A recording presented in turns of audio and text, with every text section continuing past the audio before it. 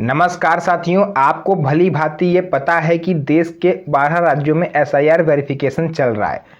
अब यहाँ पर बहुत से लोग ऐसे भी हैं जो ये सोचते हैं कि एसआईआर वेरिफिकेशन हमारे लिए इम्पोर्टेंट नहीं है, या बीएलओ अगर आपके घर पर नहीं आए हैं तो बहुत से लोग आलस में ये सोच रहे हैं कि छोड़ो अब नहीं आए हैं तो हम भी नहीं जाएंगे, अपना एसआईआर फॉर्म नहीं भरेंगे। बहुत से लोग इस वजह से नहीं कर रहे हैं क्योंकि उनके पास वैध दस्तावेज नहीं है, वो सोच रहे हैं छोड़ो नहीं आए तो बढ़िया हुआ।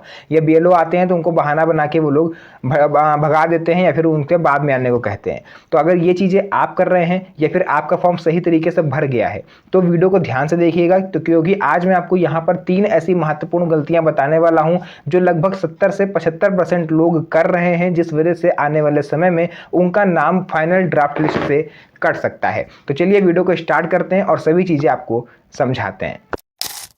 सबसे पहले तो मैं आपको यहाँ पर एक चीज़ ये बता दूं कि अगर आप एसआईआर वेरिफिकेशन से भाग रहे हो या फिर आपने सही तरीके से फॉर्म सबमिट कर दिया है, 2 केस हैं यहाँ पर, तो वीडियो को थोड़ा और भी ज़्यादा ध्यान से देखिएगा क्योंकि ज़्यादा मैं आपका समय नहीं लूँगा, मात्र 7 से 8 मिनट में अपनी बात को ख़त्म करूँगा।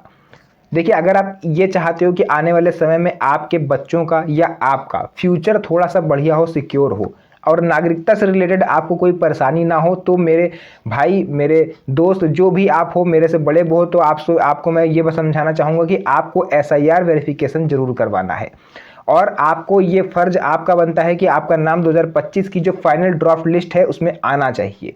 और नाम तभी आएगा जब आपके द्वारा पूरा प्रोसेस बिल्कुल सही से किया गया होगा। तो चलिए मैं यहाँ पर आपको बता देता हूँ ऐसी कौन सी गलतियाँ हैं जो आपको भूल के भी नहीं करनी है, वरना आपका फॉर्म कैंसिल हो जाएगा। तो साथियों देखिए, सबसे नंबर 1 पर जो गलती होती है वो है गलत पासबुक दे देना। आप गलत पासबुक क्यों दे देते हैं लोग? यहाँ पर अगर निर्वाचन आयोग की तरफ से जो गाइडलाइंस आई हैं उन्हें अगर आप पढ़ोगे तो उसमें ये क्लियर लिखा हुआ है कि 1987 से पहले का कोई आपको दस्तावेज दिखाना है, चाहे वो बैंक पासबुक हो, चाहे वो मकान की रजिस्ट्री हो, चाहे एलआईसी का इंश्योरेंस कार्ड वगैरह हो, बीमा पॉलिसी हो, कुछ भी हो।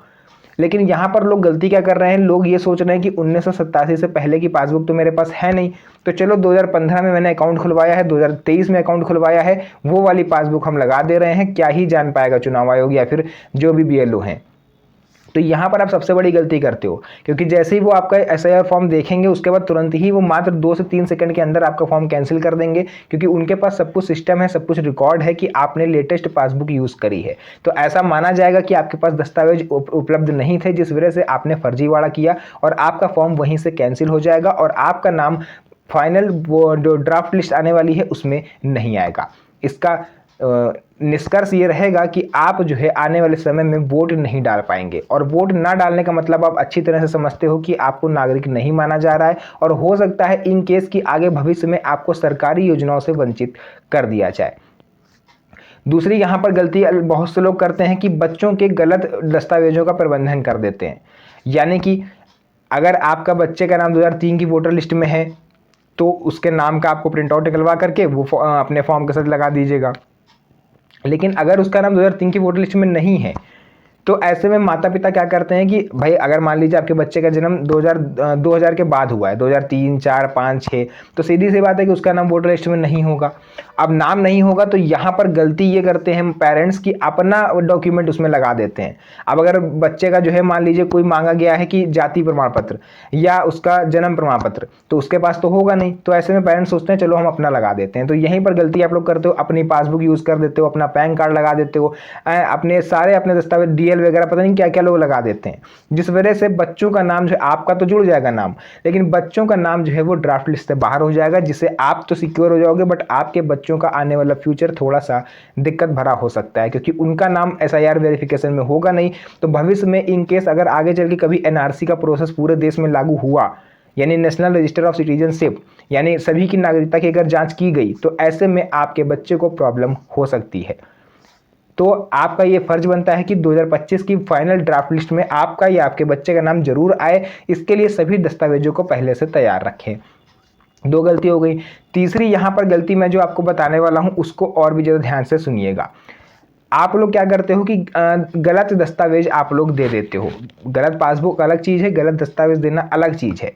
यहाँ पर लोग करते ये हैं कि मैंने खुद से, मेरे से बहुत से लोगों ने कांटेक्ट किया है जिन्होंने ये कहा है कि एसआईआर फॉर्म में मैंने धोखे से गलत दस्तावेज डाल दिया। जैसे कि आपसे मांगा जा रहा है कि आधार कार्ड नंबर, फॉर एग्जांपल बता रहा हूँ क्योंकि आधार कार्ड से एसआईआर होता नहीं है, लेकिन फिर भी मैं आपको एग्जांपल के थ्रू बता रहा हूँ, ठीक है। आपसे मांगा गया कि चलिए अपना आधार कार्ड नंबर डालना है। बहुत से लोग उसमें मिस्टेक कर देते हैं, वो लोग voter ID card voter ID card का डाल देते हैं जो पढ़े लिखे नहीं होते हैं।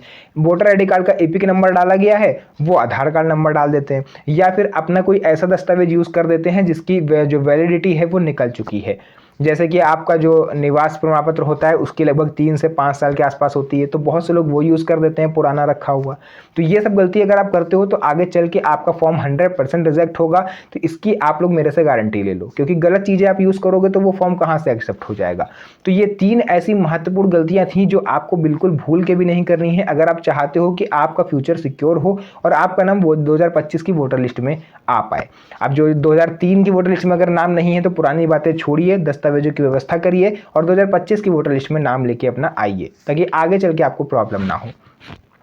11 दस्तावेज कौन कौन से हैं, जैसे जन्म प्रमाण पत्र हो गया, पासपोर्ट हो गया, आपका जाति प्रमाण पत्र हो गया, निवास प्रमाण पत्र हो गया, 10वीं कक्षा की मार्कशीट हो गई, रजिस्ट्री वगैरह हो गई, और भी 1987 से पहले का कोई दस्तावेज अगर आपके पास हो तो वो आप दिखा सकते हो।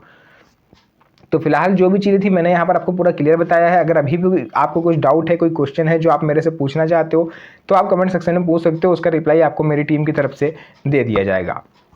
तो फिलहाल के लिए आज की इस वीडियो को हम लोग यहीं तक रखेंगे। मिलेंगे आप सभी से नेक्स्ट वीडियो में एक और अच्छी इंटरेस्टिंग मज़ेदार वीडियो के साथ। तब तक के लिए धन्यवाद। जय हिंद।